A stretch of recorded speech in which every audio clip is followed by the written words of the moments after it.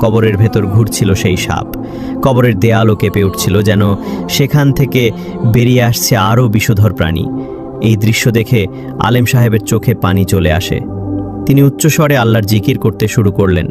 তখন উপস্থিত মানুষজন মেয়েটির জীবন সম্পর্কে তাকে জানাতে লাগলো। সে হাফিজে কুরআন ছিল, শিশুদের কুরআন পড়াতো, দ্বীনের শিক্ষা দিত, কিন্তু এখন মৃতদেহ পড়ে আছে কবরস্থানে, অথচ কোথাও ঠাঁই হচ্ছে না।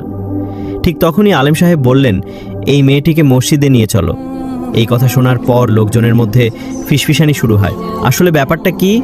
এমন কি গুনাহ সে করেছিল যার কারণে আল্লাহ এমন কঠিন আযাব দিয়েছেন? মেয়েটির মৃতদেহ মসজিদে স্থানান্তর করা হলো। তখন প্রায় 700 লোক মসজিদে জড়ো হয়েছিল। মানুষ নিজেদের মতো করে ব্যাখ্যা দিচ্ছিল। একজন বলল, আমরা তো তাকে খুব নেককার ভাবতাম। আরেকজন বলল, হাফিজা হয়েও ছেলেদেরকে এনে তার ঘরে কোরআন শেখাতো, তাই হয়তো এই শাস্তি।